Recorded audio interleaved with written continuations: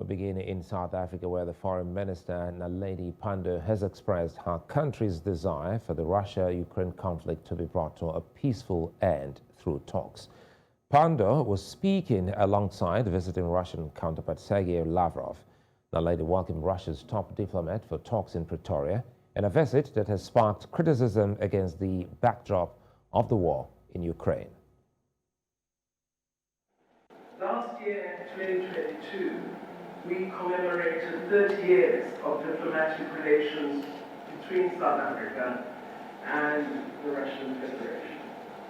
The rich history of our relations, of course, dates back to the period of the struggle against apartheid, where the people of South Africa fought in their quest for political and economic freedom. In addition, our countries share growing economic bilateral relationships, both in terms of trade and investments. However, it is my view that both our countries can and must do more to develop and capitalize on opportunities to increase our cooperation in the economic sphere. In the meantime, some opposition parties in South Africa have criticized the bilateral meeting between South Africa and Russia. South Africa is one of the most important allies of Russia on a continent divided over the invasion and Western attempts to isolate Moscow because of its military actions. The diplomatic relationship between South Africa was established between both countries in 1942 as the Soviet Union. The visit also comes at a time when there has been criticism as the South African Defense Forces is set to host the Russian Federal Navy next month as part of its maritime exercise, a move being questioned in the light of the ongoing war between Russia and Ukraine. The announcement has been met with shock as the South African government claimed to be neutral and called for mediation, dialogue and diplomacy to end the war in Ukraine. Frank Lakeba, a lecturer, politics and international relations, joins me to discuss this further. Hello, Frank, and thanks for your time. A controversial visit by Russia's Foreign Minister Sergey Lavrov to South Africa, and the country has insisted on its impartiality since the start of the Russia's conflict with Ukraine. So this visit, how does it affect Pretoria's proclaimed impartiality regarding the war? Good evening and good evening to the viewers. Let me first clarify this to say, I think the Minister of Foreign Affairs, Naledi Pandor, has over time explained South Africa's position. To clarify the position that South Africa has taken on the Ukraine-Russia war is a position informed by South Africa's foreign policy principles and values that it has upheld over the years. One of the principles that South Africa has upheld over the years is a principle that multilateralism. It's a principle around multilateralism. And with this principle, South Africa then argues that all international issues, even here in the continent, even in the region, it has been criticized for this principle. And South Africa stands firm to say, if there's an issue in SADC, in the region of Southern Africa, let it be resolved by SADC.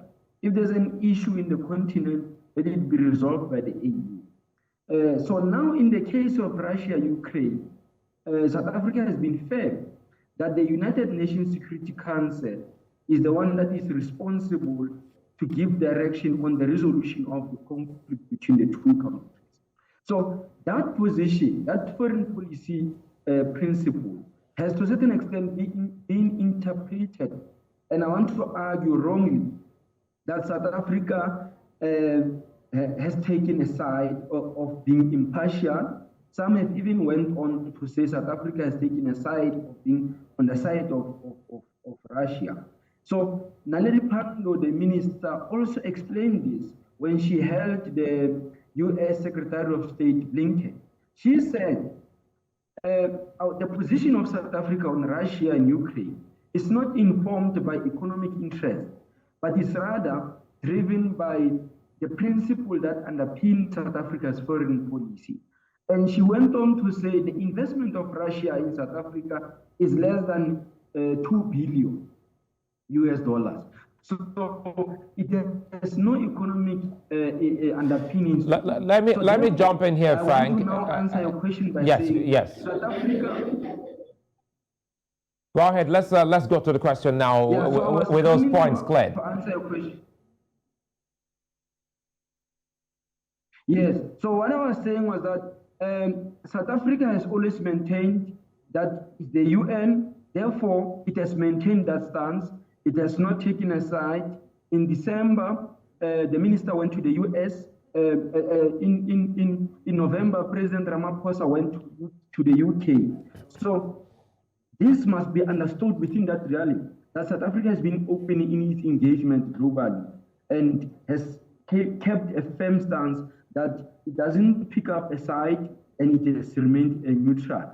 So I think it will not be right to say because of this visit, then South Africa has taken a position. You could have argued the same thing when Blinken was here of the US, when German Chancellor Scholz was here as well.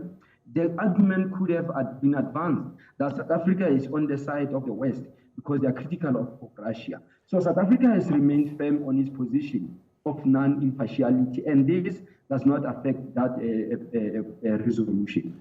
All right, with that being said, taking time to clarify that, Frank, quickly, let's move on to the South African National Defense Forces, which is set to also host a joint military exercise with China and Russia in February. Now, the activities will coincide with the first anniversary of the start of Russia's invasion of Ukraine, which is February 24. Indeed, going by your explanation, this certainly will not sit well with NATO. So what are the possible consequences of this? I think it will be unfair to argue that there should be consequences to it, because I think this was also clarified by the Minister of Defense, Minister Thandi Modise, when she said the same exercise was carried out last year with American soldiers, the army of the US. So it's the same exercise. So it would be wrong to interpret it out of that context. That is it's an exercise of bilateral relations and seeks to strengthen the bilateral relations. Let me jump in here, Frank Lekeba, quickly. Apologies for butting here, Frank Lekeba. Well, if you were in a position, going by your academic qualification, to advise the South African government, would you agree that this should have been postponed so that we don't have this conversation about some kind of consequences for the South African nation?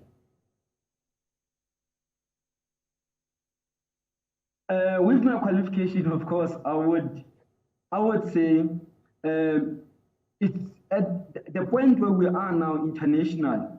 South Africa has to be very careful of the kinds of foreign policy position it adopts, especially in relation, how that relates with its position on the Ukraine-Russia war. As you are saying, this will be coinciding with the time when Russia took up the war with Ukraine. So that could be interpreted to mean that it's a way of celebrating that start of the invasion of Ukraine. And South Africa was also clear on this to say, we call it an invasion, but it has to be resolved by the UN Security Council.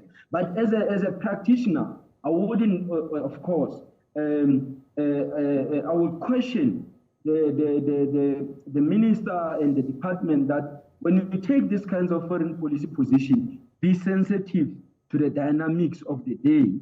And the dynamics also now here are dictating that it appears as if now South Africa will be celebrating the first day of the war between Russia and Ukraine. Okay, Frank Lekeba, I'd like to thank you for your time. We're certainly out of time.